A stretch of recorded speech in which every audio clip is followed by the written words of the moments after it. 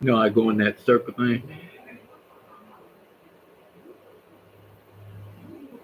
Yeah, it's on. Oh, it's on.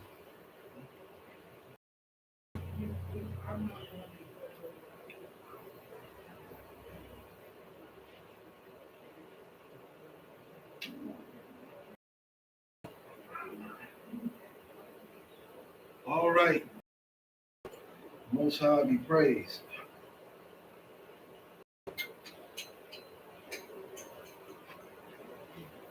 All right. This time we want to prepare ourselves for our class.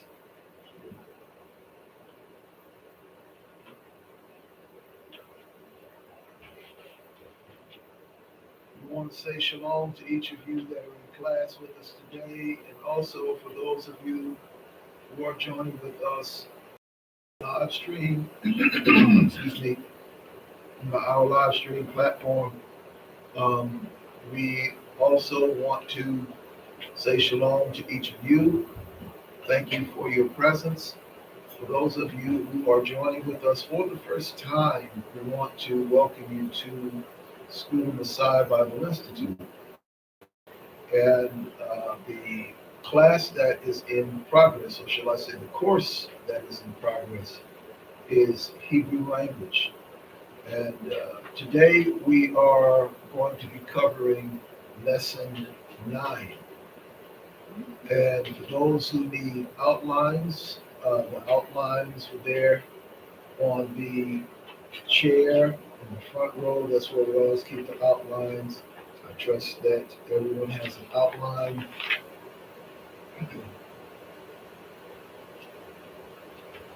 Fortunately, because this particular class, or shall I say this particular course, is one where I am combining information from both the block script Hebrew and also the Paleo Hebrew. I do not have outlines available online. However, if there is someone that may need an outline and you are viewing us by live stream, you can send an email and we will gladly email you an outline for this particular class. Our email address is BIMCI 777 at gmail.com. Again, our email address is BIMCI 777 at gmail.com. You would send us an email with your name and you request the outline for Hebrew language lesson number 9. Then we will send that outline to your email if you so desire. We want to do our best to make sure that we're able to provide the resources that either we have available online or we can somehow get it to you. If you are joining in with us in this class today. So let's begin with the word of prayer. Binu Melkenu, thank you for this opportunity to be able to provide the teaching in this class today as we look at verbs with respect to the Hebrew language. I ask for your guidance and for your wisdom in presenting this information in a manner that is understandable and simple to receive. I pray that you would give each of the students the ability to receive truth and to be able to digest the information as to understand the language in their studies. Now, Father, we thank you in advance in the mighty name of Yahshua. Amen. So today we're going to be looking at verbs. Lesson 9 is going to be dealing with verbs. Previous lesson Lesson 8, we looked at personal pronouns, and we looked at the present tense to be, which are actually to be verbs such as is, are, am, those types of verbs. We learned that in Hebrew, there are no words for to be verbs. In other words, there are no verbs in words such as is, are, am, those words in the sentence. The context of the structure of the words is where you would fit that in.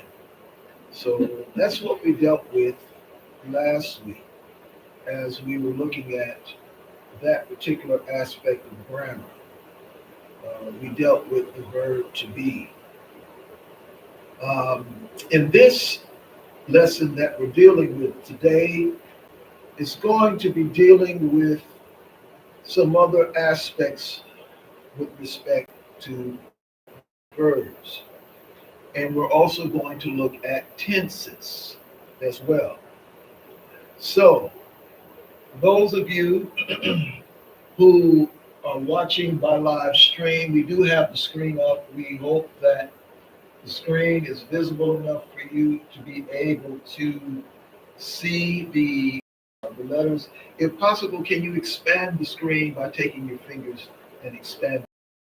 Yes, like that. Good, good. That will help for those who are watching my live stream to hopefully be able to see the words in the Hebrew and also the meanings of these words. So the vocabulary that we have here today is a vocabulary of Hebrew words that are verbs.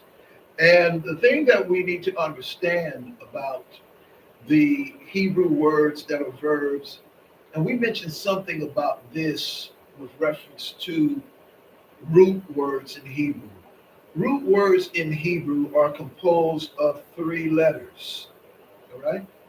And this is something that's common in other Semitic languages, languages such as Aramaic or Arabic. In your Semitic languages, you're going to discover that the commonality is that the root words in Semitic languages have 3 letters. So if you notice here, all of these words are composed of 3 letters, as you can see, all right? And as we look at these words, we want to know their meanings, which means that you're going to have to take some time to associate the words with the meanings in English.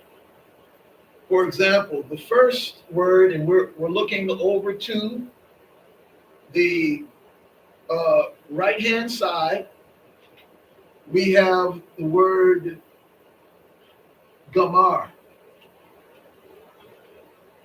That thing that looks like a boot on the end, that letter is called the gimel. It's a block script gimel. All right? After that, we have the mem, then the resh. This is a block script, and it means to finish. To finish. All right? Gimel, mem, resh, gamar. It means to finish. The next word below it, we have the nun, we have the tav, and we have the nun again. The nun, where it looks like it's somewhat like a snake, like that, that's called a final nun. All of the finals are used in the block script Hebrew.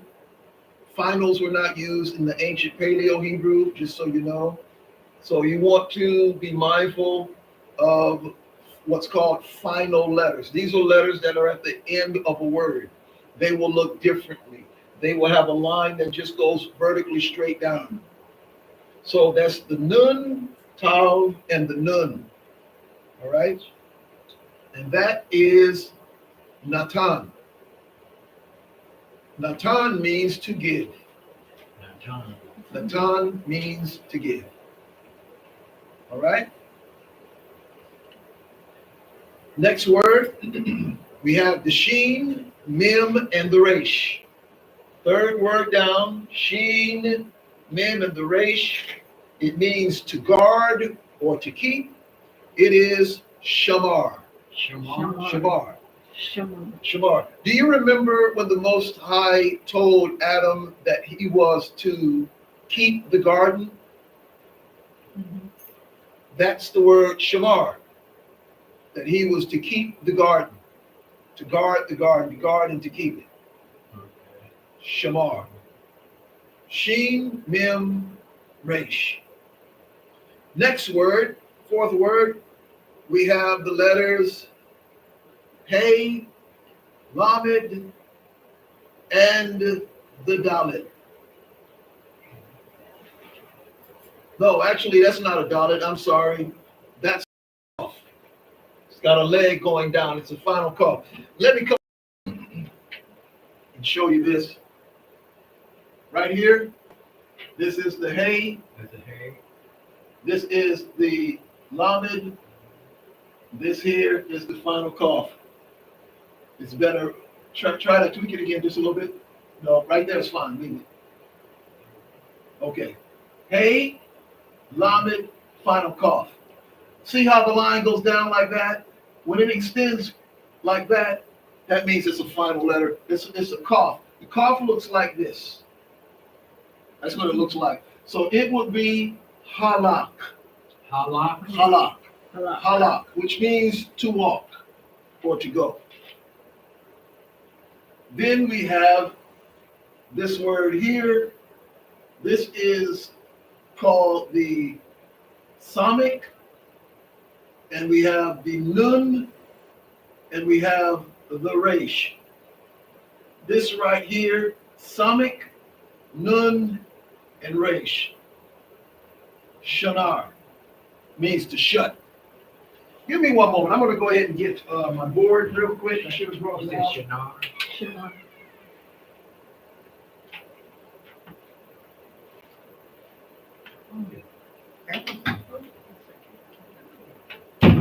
Oh, no, that was Shabbat. All right.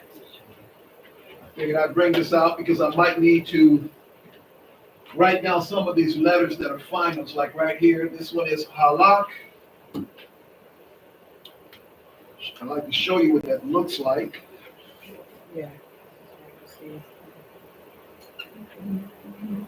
Okay.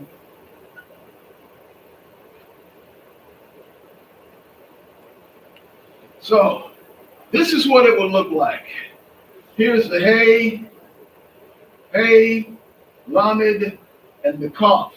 That's what the cough will look like. Move away from that. Okay? You got that? I'll bring it over here so maybe you all can see a little bit better right here. Yeah, move to the side. Right here? Yeah. Okay? So this is the hey, lamed, and the cough. Just to give you an idea. When it's a final cough, it looks like that. That's what it looks like over there. That's so the same one as that top one. Yeah, same one as the top one right here. That's the final cough. So it is halak. Halak, yes. Halak. Next word here we have the ayn, we have the tet, and we have, looks like the dalet right there. Sometimes,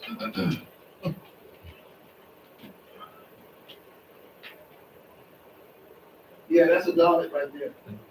Right here, yeah. This is a dalet right here. Oh, the end? Right here, yeah, on the end. Ayn,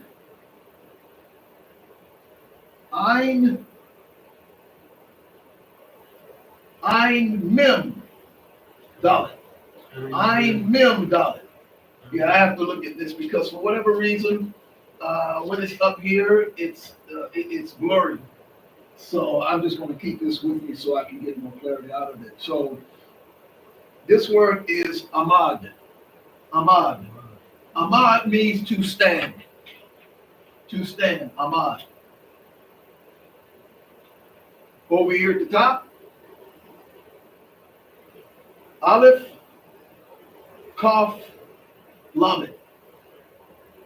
Akal means to eat. Say that again. Akal. Akal. Aleph, Kaf, Lamed means to eat. Akal. Akal. These are all verbs. Next one is Kaf. See that? Kaf right there? Mm-hmm. Looks like a backward C. Yeah. Kaf. Tau. And bait. Yep, that's the bait. Because to write is ketub. Kata. In this instance, it is kata. Means to write. To write. To write. Ketub. Katim. Katab. Katab. Katab. Katab. Like if we was to say writings, it would be Kot Beam. Kot Beam, where we have the Kot, and then we have the bait, and the Yod and the Mem. That would be writings. It would be Kot Beam. But this is Kata. You didn't do the to learn, did you? Yeah, we did. We just did that one right here. What was the name of it? It's to learn. Lamed. Lamed. Lamed. Yeah. Yeah, Lamed. Sort of like the name of the Lamed right here. The Lamed, which is in the Hebrew, it is the shepherd's staff, the Lamed. Yeah. Okay. And it means to teach, to instruct. So this here are the three words which actually mean to learn as a verb. Lamed. We already looked at this word, katab. Now we have the ein, mem, and the resh. Ein, mem, and the resh. Ein, Aleph. Forgive me. Aleph. Aleph, mem, and resh. So the Aleph is the A sound, mem, m, resh, r. That would be Amar, means to say. To say. To say. Amar means to say. Here we have the Yod, the Lamed, and that's a Dalet. Yod, Lamed, Dalet, Yeled. Yalad. Yalad, yeah. Yalad means to give birth, but also Yeled, same three letters, also means a child. But as a verb, it means to give birth. Same three letters. Yeled. Yeled.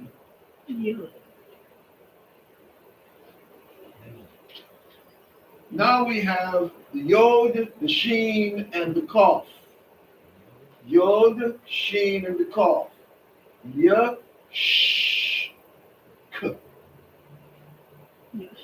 Yashak. Yashak. Yashak. Yashak means to sit.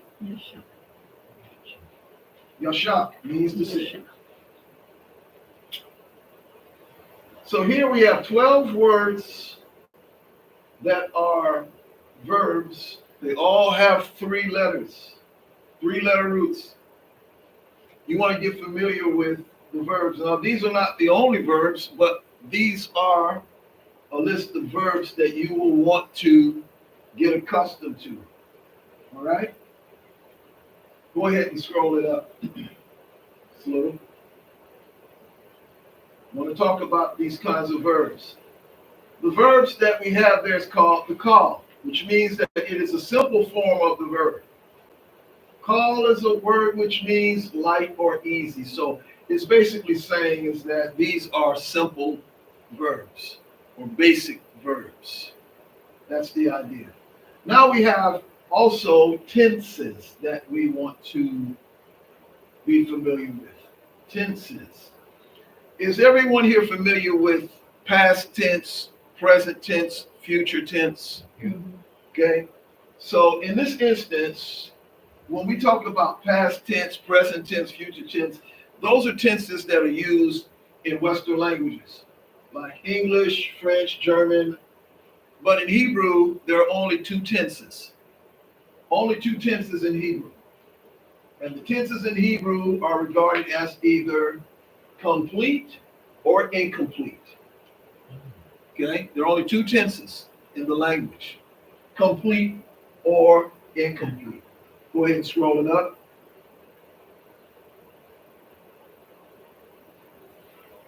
Now, it's regarded as being perfect or imperfect.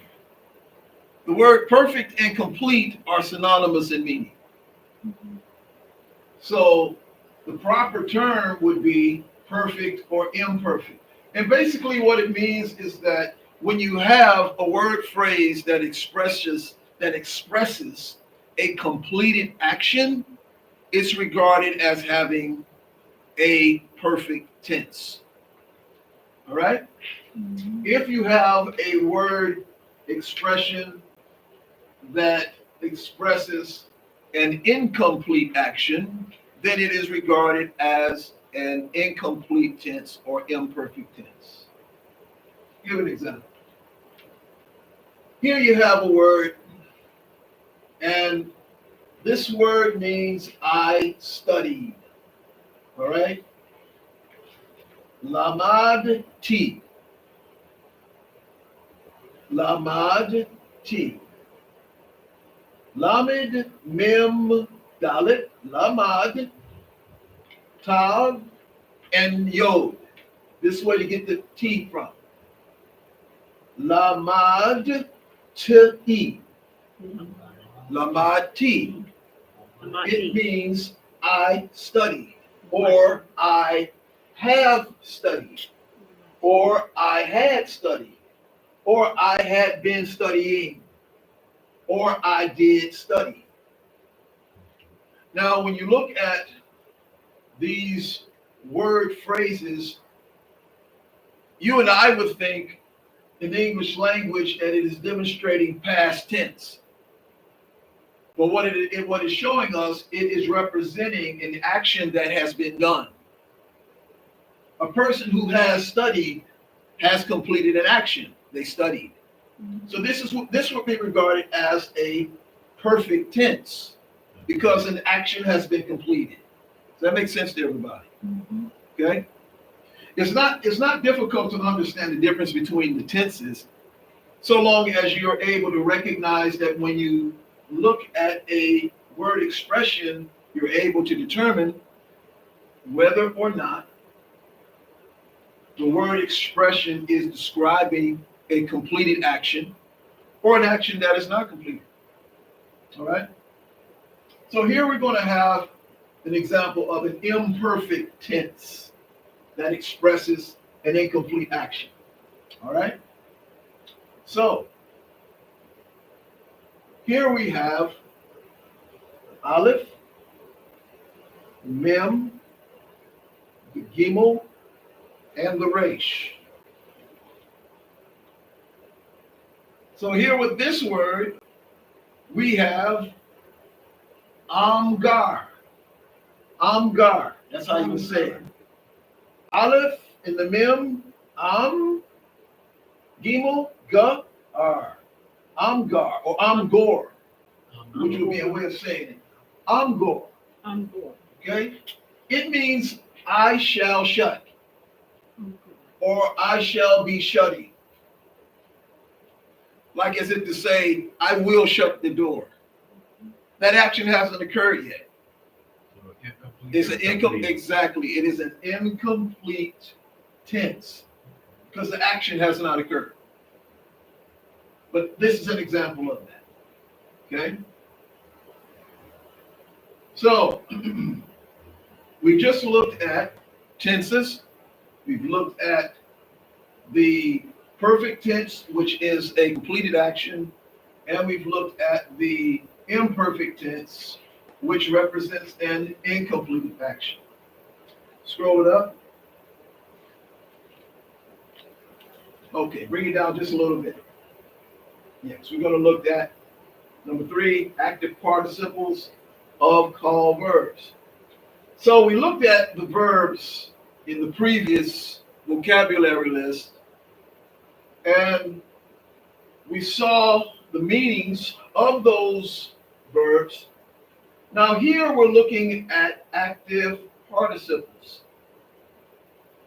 So what we want to notice about the active participles, with these words, it expresses a verb where in our language that we normally use as English speakers, we would have the ing on the end.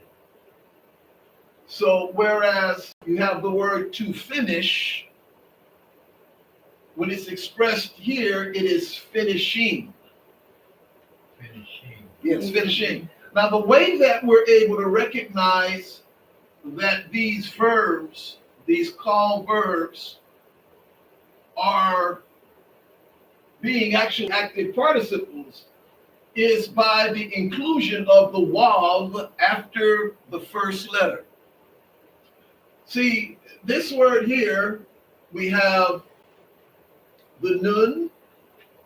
Well, that's not the nun. That's the gimel. I'm sorry. This is the gimel, the mem, and the resh. The gimel, the mem, and the resh, as just the three letters of the root, it gives us gamar. But when we put the wav after the first letter or after the gimel, the wav gives us this expression. Instead of saying to finish, it would be finishing. So with the wav in between, or shall I say after the first letter, you have gomer. Gomer. Instead of it being gomer, it will be gomer. Like Gomer Pyle? Yeah, like Gomer Pyle. Really?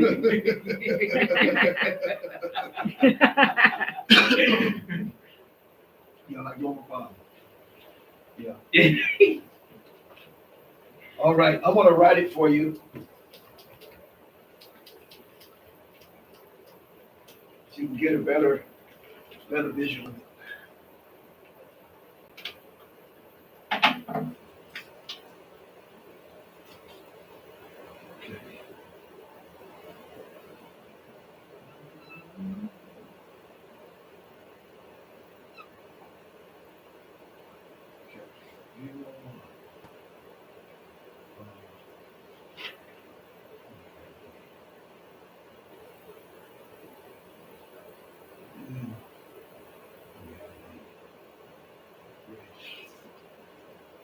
Come on this side, give you an idea what it looks like.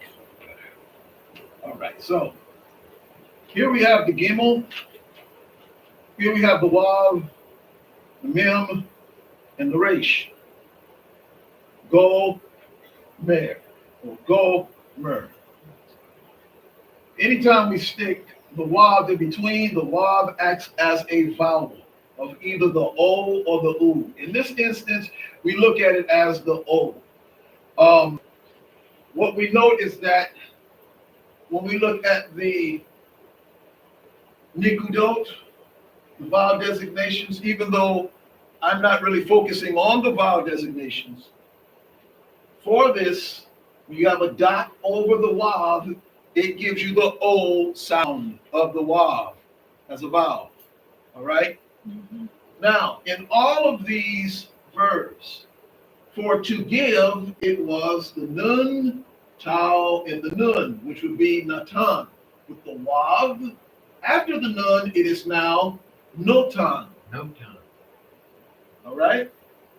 This is what happens. It changes. It changes it so that now you recognize that the verb to give is now giving, because it's now become an active participle. So one of the ways in the Hebrew language that you're able to make a distinction between just a regular call verb, where it's expressing to give or to shut or to stand or to say or to sit. When you want to say giving, shutting, walking, standing, you have to have the wav after the first letter of the word. Does that make sense to everybody? Okay? So these are the rules, grammar rules, that you'll need to get accustomed to.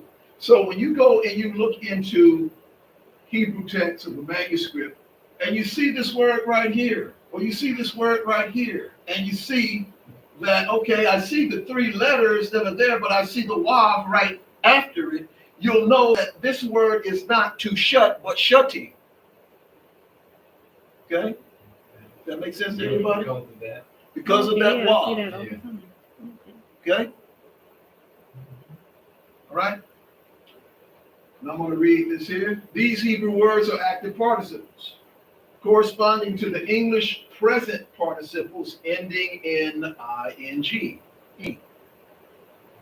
The participles are usually formed by inserting the vowel wav, okay, after the first letter. So you insert the vowel wav after the first letter of the root, okay?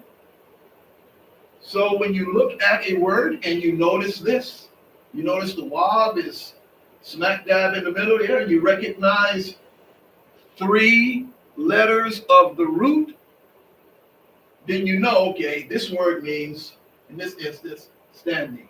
And the wav will always be the second letter. Always, yes, it comes after the first letter of the three-letter root.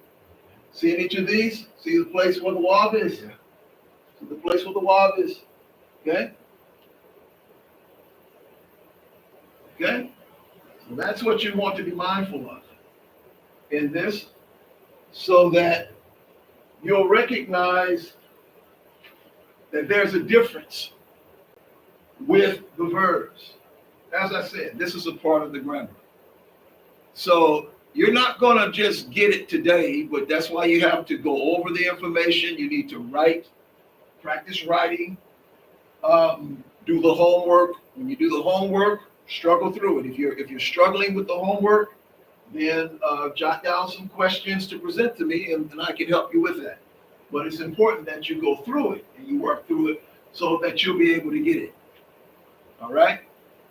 But yes, this is how active participles are expressed in Hebrew. You put the wav after the first letter of the three-letter root. All right? Another thing that's important for us to remember about Hebrew, and I'm reiterating this, and that is that Hebrew is a language that is active. Everything about the language is moving. It would be safe to say that all of the words in Hebrew are verbs in the sense that they are action words. Even the nouns are regarded as verbs because they're action words. That's just the nature of the language.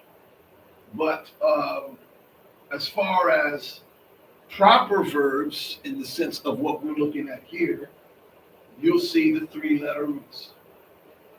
Like to finish, to give, to walk, or to go, to shut, to stand, to eat, to learn, to write, or to say, or to sit. And in this case, because they all have the wav after the first letter, it will be an active participle where you put the ing on the end. All right? Now, the participles agree with the nouns and the pronouns associated with them. So basically what that means is that, say if you have a word that has a plural, okay, you will have to make that active participle to have the same plural designation as what the word may be, the noun or the pronoun. So scroll up. We're going to look at some examples. All right. Hold it right there. So one of the things that we want to be mindful of is that with the participles, the participle can come after the noun or pronoun, or it can come before the noun or the pronoun. Okay? Mm-hmm.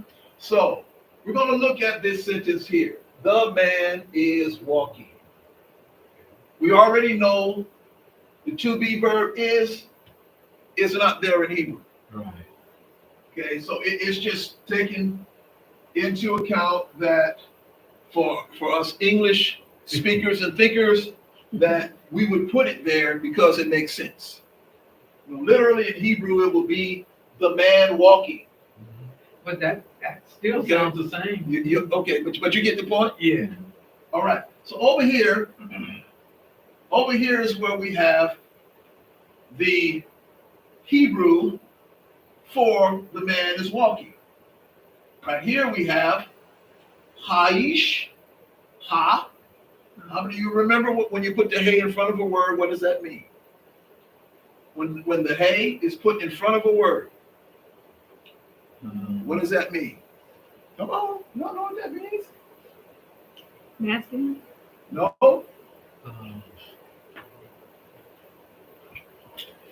I'm going to give y'all that as a homework assignment again. Anytime you put the hey in front of a word, it is a definite article. It becomes the man. Take the hey off of ish. Ish is man. Hey in front of any word means the. Okay. So, what does the hey represent? The. All right. You don't want to forget this. This is very important. Okay? The hey is a definite article. It is used to represent the whatever it is. So, ha-ish means the man. Okay? The clue is given right here with the sentence. The man is walking. So, ha-ish means the man, because the participle has to agree with nouns and pronouns. The noun is man, so it is the man. So with this word here is ha or holak. Remember halak, hey, lamed, kaf, halak means to walk. When you have the wav right after the first letter, it is holak. Holak. Holak. Which means walking. So the man walking. Okay? The man, and we just is walking. But also it can be written where you have the word walking in front of the noun. In this instance, holak, which means walking. Ha-ish, the man, means walking the man. That's like saying, same thing as the man is walking. So you can have the participle placed after the noun or before the noun. Either way, it can be expressed like this or like that. Okay. So if you were looking at a manuscript in Hebrew and you saw this, you know that there's a vav after the first letter. That's, oh, this means walking. And here's the word before it. The man walking. Oh, the man is walking. Or if you see it this way, walking the man. It also means the man is walking. So it can be expressed walking before the word or after the word. Okay? So here we have the son is riding. So here we go. this word right here, we have the hey, and then we have the bait and the nun. Bait and the nun together, ben, is the word for son. Hey comes before the word ben. What does it mean when you put the hey before the word? The The son. the son. The son. So the son, and here we have writing. Writing is the kaf. That's a cough. Yep, right here's the kaf. I'll write it out for you so you can see it. But you have it in your notes. You should be able to see it on your notes.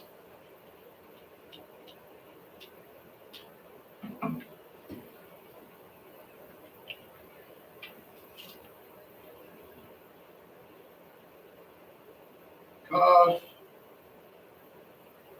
Wav,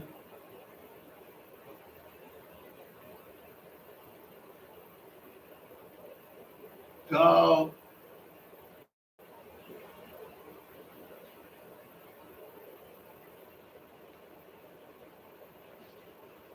that's the bait.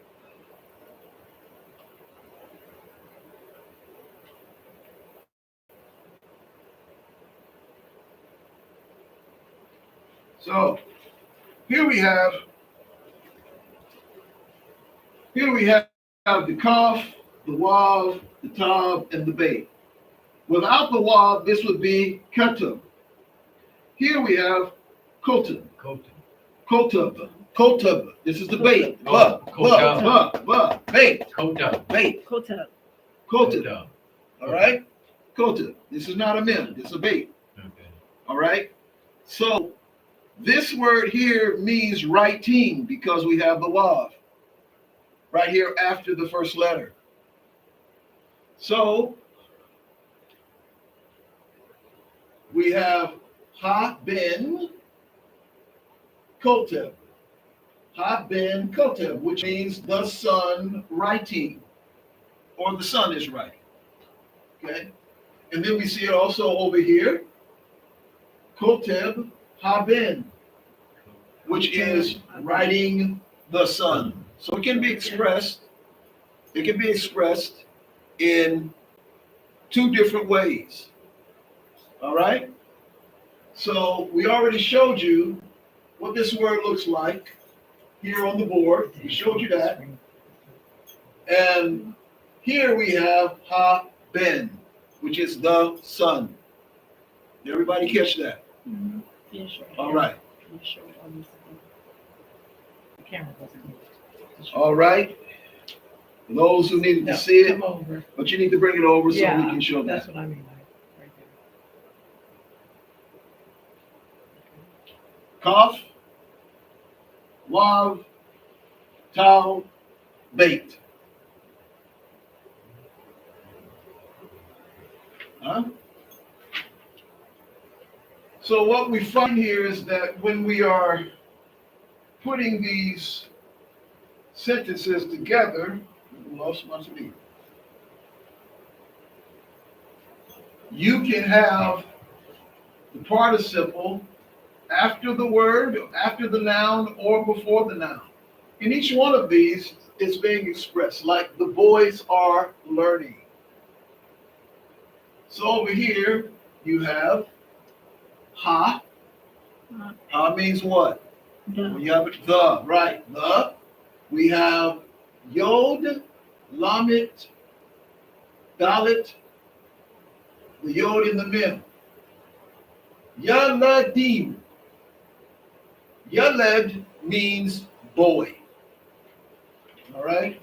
As a verb, yalad means to birth. But as a noun, it means boy. Yaled im. When you have the yod mem, what does the yod mem do to a word? What does the yod mem do to a word? The im. What does that do to a word? If it's singular. Makes it plural. Thank you. Yod mem. Im. Yalad. Boy. Im. Yaladim. Ha. Yeladim means the boys. You'll catch that? Yeah. I know it's going to take some time to get it, but you want to remember. Yod Mem, plural masculine. Boy is masculine. Yod Mem is plural masculine. So it'll be Yeladim.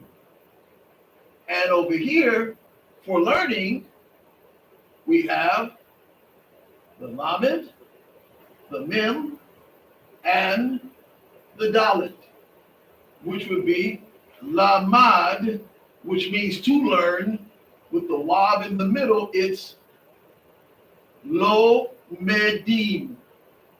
The reason why we have the Yod Mem added to this word is because there's a Yod Mem here. Anytime you have a plural designation on a noun, you have to add a plural designation also on the verb. Or you have to have a plural designation on the adjective. Okay? Like an adjective that may describe the noun, you have to, if there's a plural designation, there must be a plural designation on the noun, is on the verb as well. So here you have the Yod Mem attached to this word, Lomed. Lomedim. Nomedim. Lomedim. Okay? All right, y'all see that? So these are some rules, and I know it's going to take some time. It's going to take some time to get these rules. What's that? Is it going on YouTube? Yes, it is. Yeah. The screen is not clear. Okay. Though. You have to see it on Facebook. So anyway, you want to be mindful that when you are putting the verb after the noun, that it has to agree. It has to agree with whether it's a plural, and it also has to agree with whether it's masculine or feminine as well. Okay? So now here's an interesting situation right here with this particular sentence where the women are eating. The women are eating. Okay. Now the word for women. Let me do this.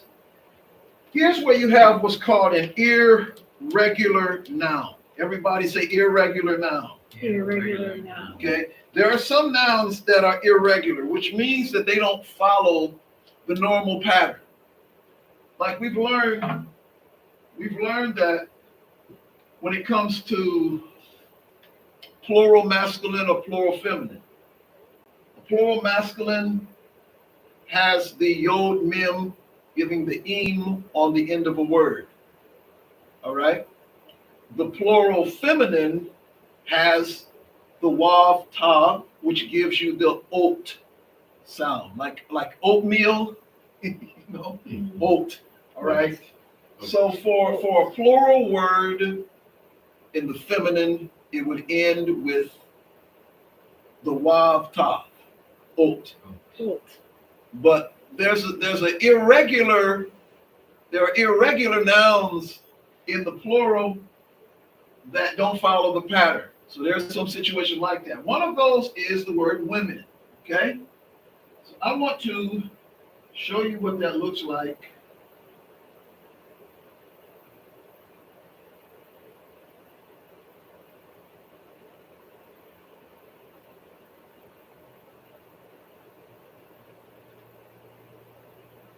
I'll come over here so you can see it. Okay.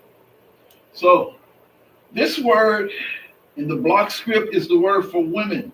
Nun, Sheen, Yod, and Mem. Now, woman is feminine, right? Mm-hmm.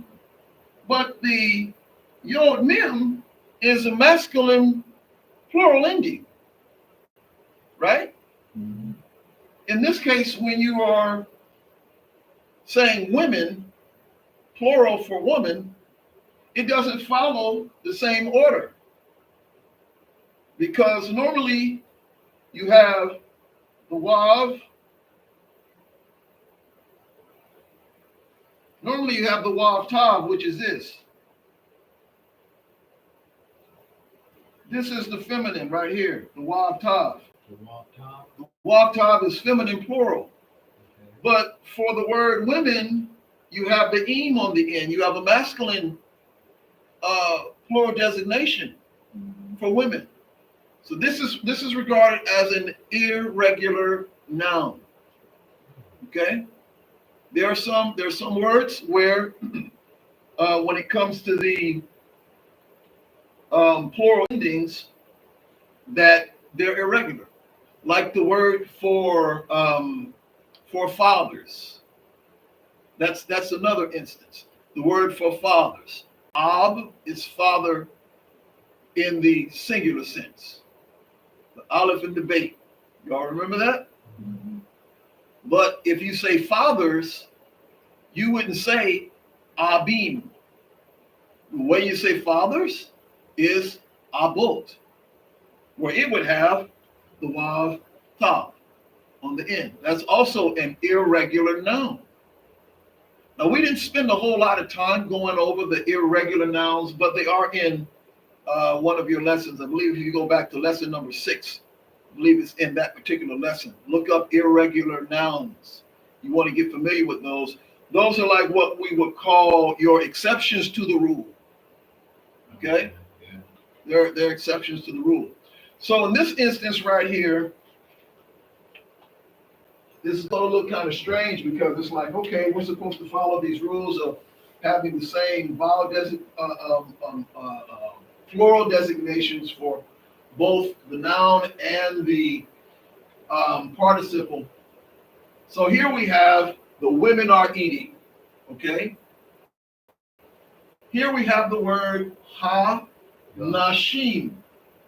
Ha, the, nashim, women, okay?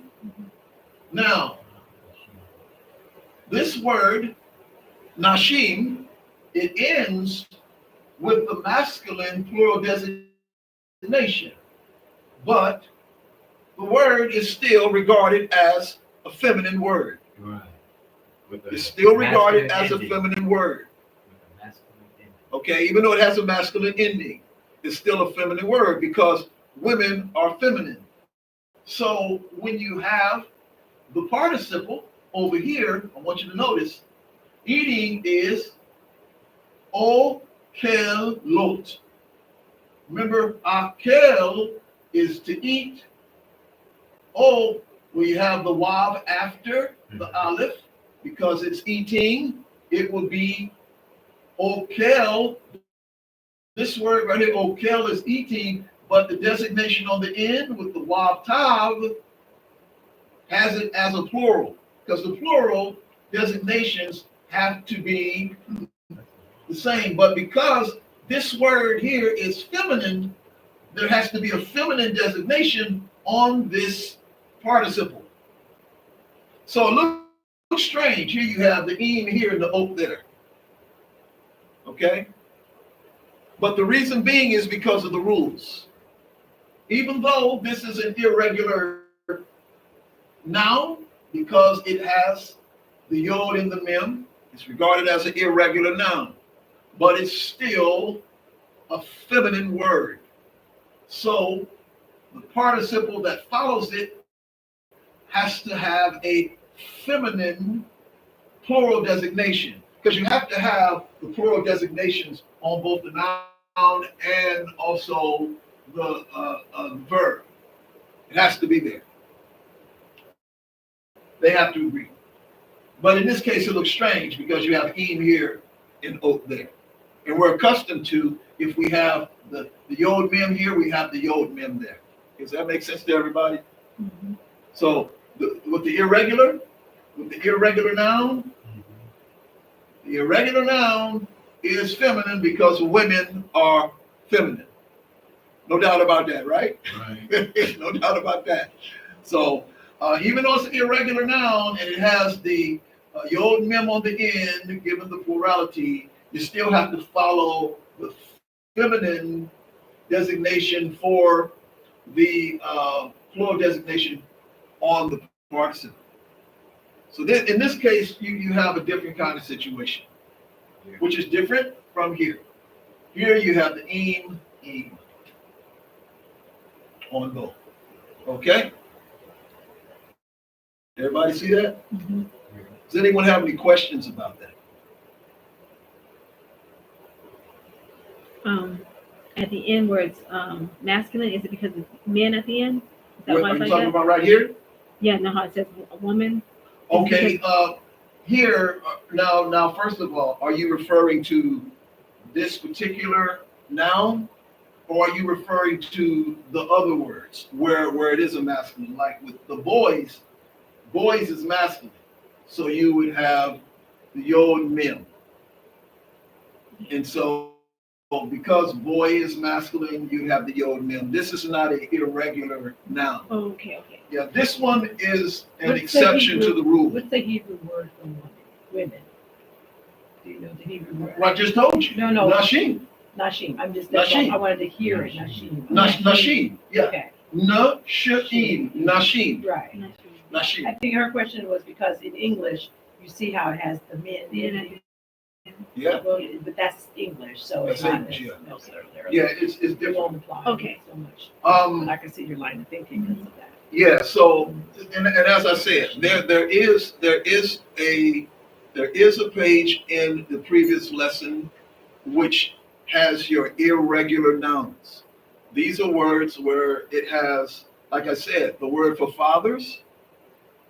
Father is masculine for a father, but if you're saying plural fathers, the ending is not going to end with the yod mem.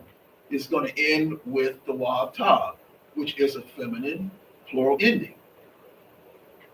That's an irregular noun because it's not ending with the masculine plural. Okay? So if you say fathers, you'll say abot. Abot, not abim, abot. And it's like, how does that work? It is what it is. That's how it is in the language.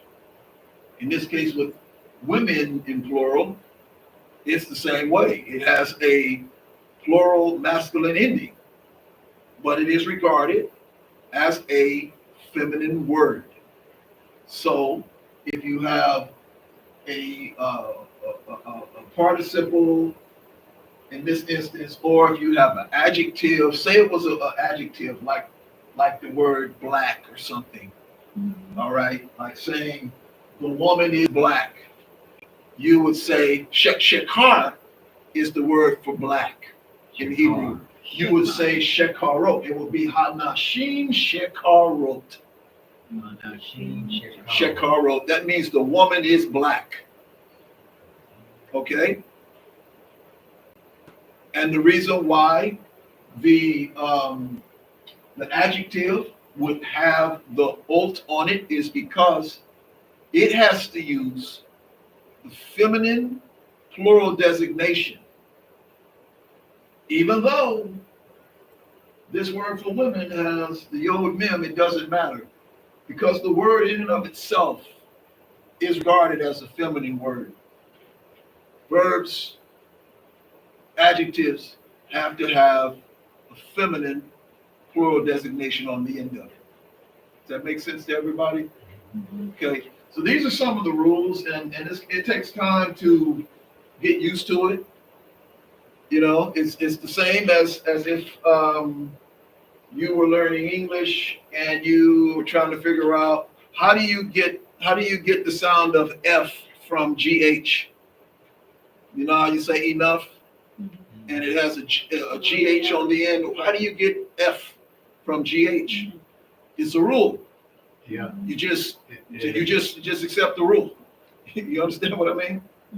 That's how it It is. just popped up. Yes, it's just there. So here are some instances where you want to get familiar with your irregular nouns, because there are some nouns that are irregular like that. Okay? So, what we're doing as we're learning the Hebrew, we're wanting to get the foundational basics of the grammar and the rules under our belt.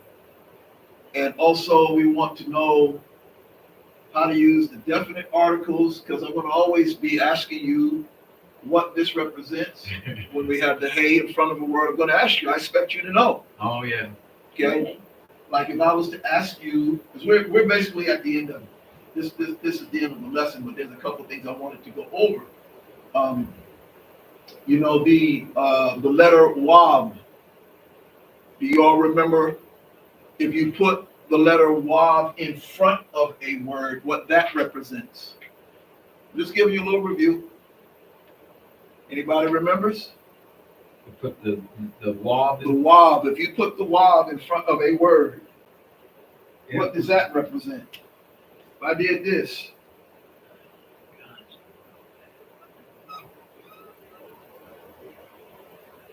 All right, let me show you. Okay. I just put the Wab in front of this word right here. What does that mean? That means something. If I was to put a hey in front of it, it would mean the women. But I put a Wab there. What does that Wab mean? I'm not going to tell you. Woman. No. Singular. You're guessing. A No. woman? No, it's not singular. You have to take that off in order for it to be singular. Okay. It means something. We went through, let me give you a little review. We went through definite article. We also dealt with the conjunction. In a sentence, what is the conjunction? Conjunction means you hook other words up. So what word do we use to hook other words up in a sentence? If we want to add more to a sentence, what word do we use? Yeah, you can say add. There you go. Say it again. And And. conjunction. That means and? Yes. The wav at the beginning of a word is a conjunction. It means and. Like and women. Okay? Yeah. Those are like the third lesson. I wouldn't use Okay, we'll get you the notes. it. We'll get you the notes. So, all right. So I have them all right here. Just keep being practice. All right. All right.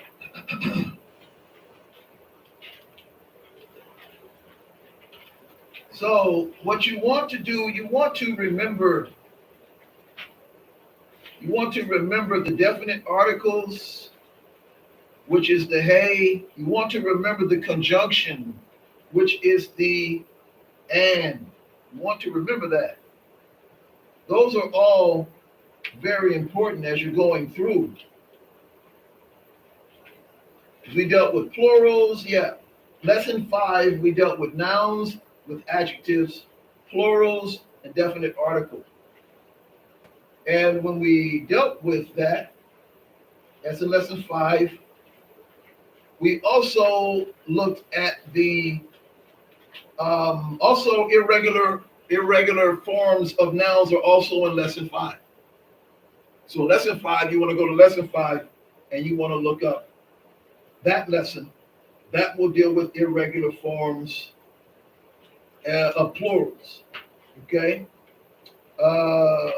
And also, let's see, definite article before the letter.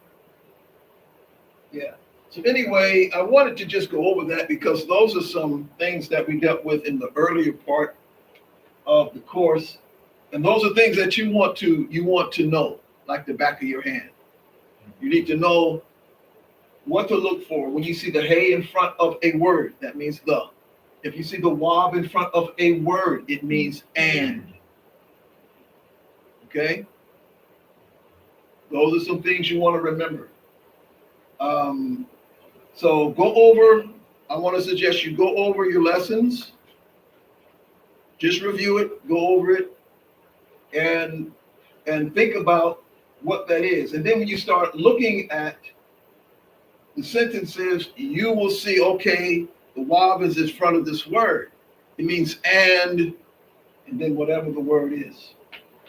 All right? And you see the hey. Hey means the. All right? And I know for some, this is the first time being introduced to Hebrew, but these are the things that you want to get underneath your belt, these basics. And once you get those basics down and you start looking at the letters and recognizing the letters and recognizing the words, because I know it's going to take some time, but you definitely want to put time in so that you can get familiar with it.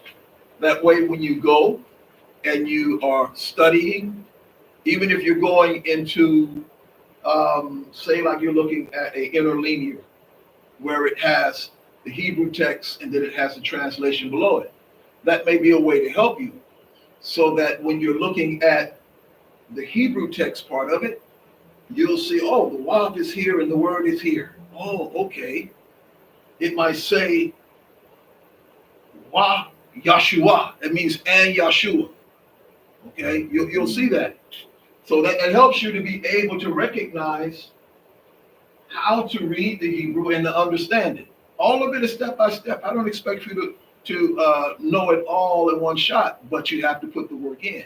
You have to put the work in, and you have to know what this is to recognize it. So when you're looking at it like, oh, I see the hey in front of the word, it means something. You know, highlight that in your notes. That means something. I see the wav in front of a word. Highlight that. That means something. It's and. It's a conjunction. All right? And like we just learned today, when it comes to verbs, if you want to say learning, and you have this word right here, lamad, you put the wav in the middle of it. Now it means learning. Instead of to learn, it's learning. You put that wav after the first letter. After the first. After the first letter. 1, 2, 3 is the root of all the verbs, at least that we saw. You stick the wav after the first letter, and it's in your notes. Oh, Read that's your the notes. wall. That's the wall. What you touching? What I'm touching right here is a wav. Oh, okay. Okay. That It's thing there like already. that, that's a wav. Okay. So it's like duplicity then. It can mean and, it can mean. It's where it's positioned. Where it's positioned. It's where it's positioned. I said at the beginning of a It's word, okay. it means and. And if you put it in between somewhere, Put it, it puts an ending on the word. it's only with the verbs after the first letter. Okay. Put the word after the first one. And it's in the notes. Read your notes again. Like scroll down real quick and we're gonna go ahead and wrap this up and pray. Scroll it down. So it makes it a.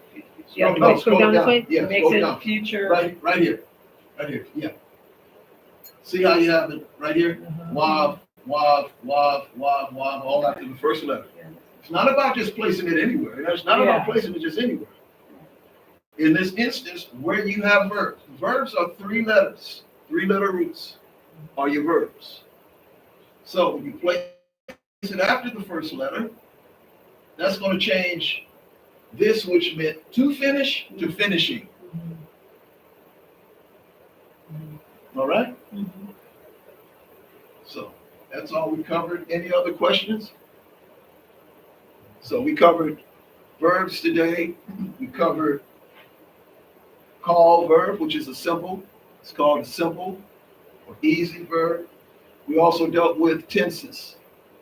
There is the complete and incomplete, which is perfect or imperfect. Perfect tense means that it is an action that is completed. And incomplete or imperfect tense is an action that is not completed. All right? Y'all remember that? Okay, that's how it is in Hebrew.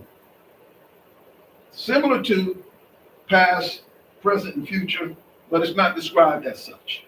So you got to change your way of thinking so that when you look at Hebrew, Hebrew is either is done or not done. That's the tense. It's either done, and if it's done, it is equivalent to like past tense. And if it's not done, it can represent present and future. But in Hebrew, we don't call it that. All right? No more questions? All right. Good, because your live stream All right. charge went out on All right. So let's go ahead and close. Father Yahuah, we do bless you and thank you for this time to be able to provide this teaching. I trust that the information that's been presented has been helpful and understandable, and it has cause each of the students to be able to grasp hold of Hebrew grammar that will help them to be able to utilize tools to understand the Hebrew language. We do thank you, and we bless your great name, and we ask that you be glorified in everything in the mighty name of Yahshua. Amen. For those of you joining us by live stream, we thank you for your participation. We trust that you have gleaned from this lesson as you are walking through this course with us. And we want to invite you to join us to our next gathering that we have, our midweek time of teaching, which will be Wednesday at 7:30 p.m. Pacific Standard Time. We want to greet each of you and your families with shalom.